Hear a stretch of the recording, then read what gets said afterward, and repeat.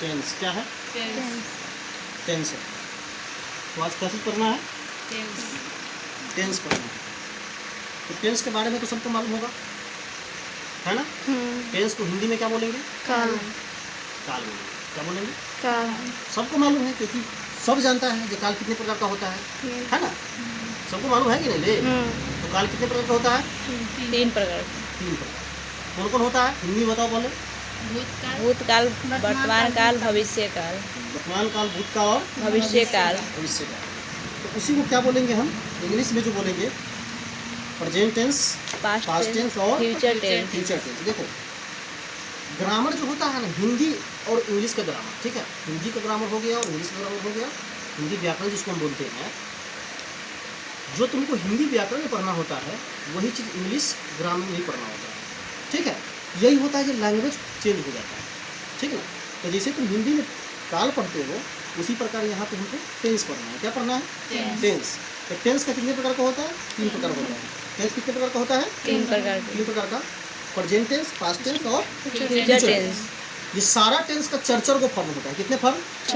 4 form होता है सब टेंस का, ठीक है ना? सारा के 4 को फॉर्म होता है। कितना? 4 तिहाई 12 को हो गया, है ना? कितना हुआ? 12। और ये 12 में से भी ना 12 को जो टेंस हुआ, 12 टेंस में जो सेंटेंस हमको पढ़ना है वो 4 प्रकार के सेंटेंस पढ़ना है, ठीक है?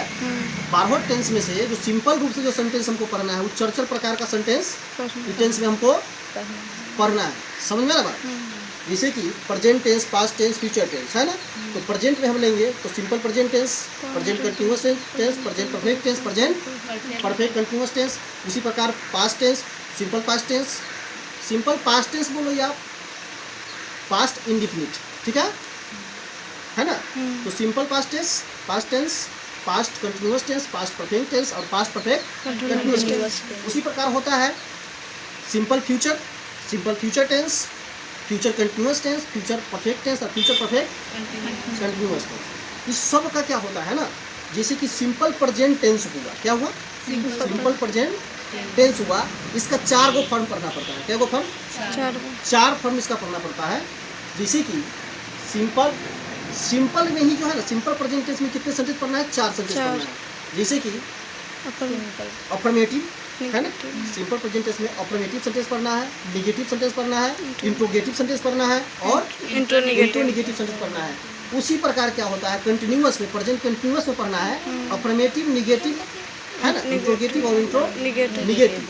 तो यही चीज़ पढ़ना है हमको। तो कहने का मतलब ये है जो टेंस में लगभग मिला जुला करके हमको 12 चौक 48 को सेंटेंस पढ़ना है ना? 12 चौक 48 टाइप का सेंटेंस पढ़ना है। कितने टाइप का? 48 टाइप का सेंटेंस पढ़ना है। और ये 48 टाइप का जो हम सेंटेंस पढ़ेंगे, इस सब का जो स्ट्रक्चर नियम जो होता है, सब का नियम जो होता है अलग अलग होता है, लेकिन एक जैसा ही होता है। सबका याद करने में सुविधा होता है। जैसे कि प्रेजेंट कंटिन्यूअस का हो गया तो पास्ट कंटिन्यूअस का होगा, V4 का प्रयोग होगा। जैसे प्रेजेंट कंटिन्यूअस का जो होता है, प्रेजेंट कंटिन्यूअस V4 का प्रयोग करते हैं, वर्ब का चौथा रूप का प्रयोग करेंगे। उसी प्रकार क्या होगा पास्ट कंटिन्यूअस में भी क्या करते हैं हम लोग?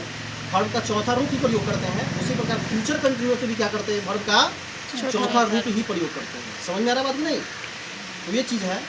तो चलिए हम लोग पढ़ाई शुरू करते हैं। निकालिए।